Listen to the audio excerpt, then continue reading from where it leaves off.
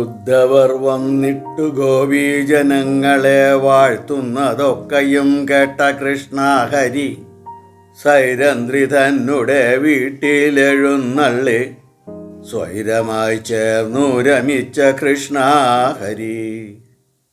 അർജുനൻ യുധിഷ്ഠിര രാജാവിനെ കണ്ട് വിവരം ധരിപ്പിച്ചതിന് ശേഷം പാണ്ഡവർ എന്തു ചെയ്തു എന്നുള്ള ജനമേജയന്റെ ചോദ്യത്തിന് വൈശമ്പായൻ മറുപടി പറയാണ്.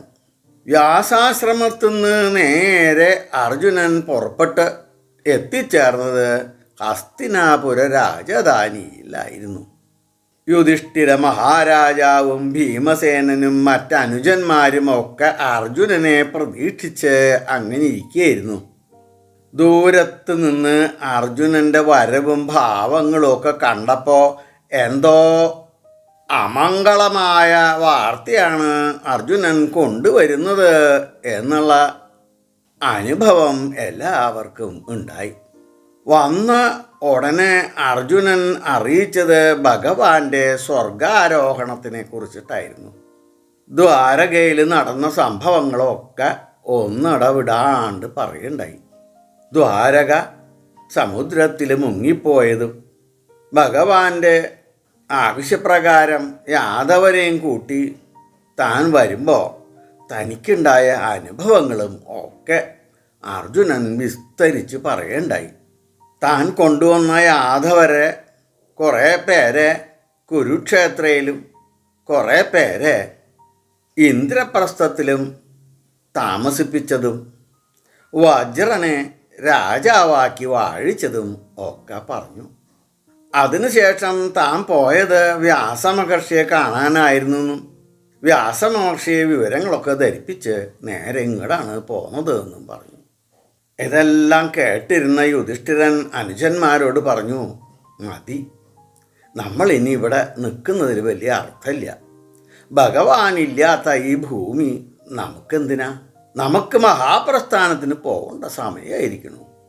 പുറപ്പെടുക, അതല്ലേ നല്ലത് എന്ന് ചോദിച്ചു.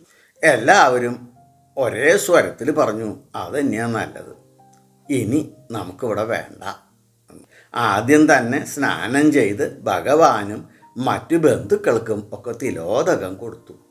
പിന്നീട് വ്യാസൻ, യജ്ഞവൽക്കൻ തുടങ്ങിയ മഹർഷിമാരെയൊക്കെ വരുത്തി അവർക്ക് വിശിഷ്ട ഭോജനങ്ങളും ദാനമൊക്കെ കൊടുത്ത് ശ്രാദ്ധ കർമ്മവും നന്നായിട്ട് നടത്തി.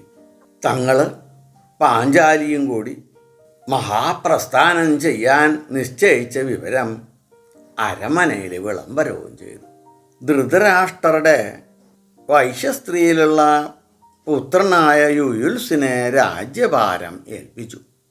ബാലനും അഭിമന്യുപുത്രനുമായ പരീക്ഷത്തിനെ രാജാവായി അഭിഷേകവും ചെയ്തു.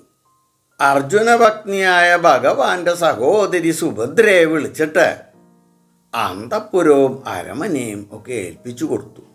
ഇവിടെ പരീക്ഷത്തും ഇന്ദ്രപ്രസ്ഥയിൽ വജ്രനും രാജാവായി അഭിഷേകം ചെയ്തിട്ടുണ്ട്. രണ്ടുപേരെയും ഒരേപോലെ ധർമ്മത്തിൽ ചരിപ്പിക്കണം.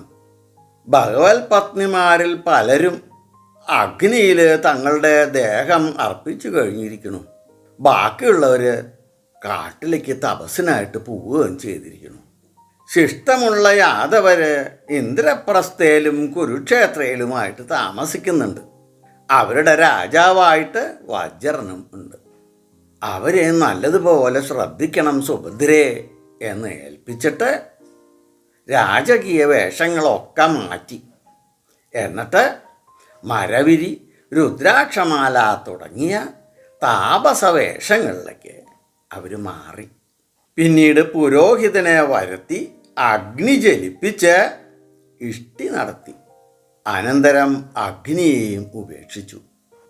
വിവരമറിഞ്ഞ ജനങ്ങൾ മഹാരാജാവിനെ അവസാനമായിട്ട് ഒരു നോക്കുകൂടി കാണാൻ വേണ്ടി അരമനയിൽ വന്ന് തങ്ങി.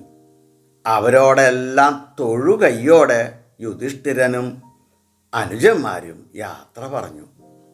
അങ്ങനെ ദുഃഖം തളം കെട്ടി നിൽക്കുന്നൊരു അന്തരീക്ഷം.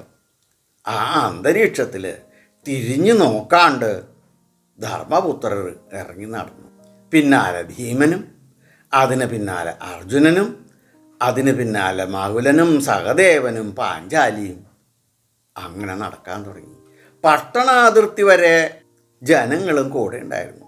പട്ടണാതിർത്തിയിൽ വെച്ച് എല്ലാവരും രാജാവിനെ യാത്രയാക്കി പാണ്ഡവ സംഘം മുന്നോട്ട് നീങ്ങി.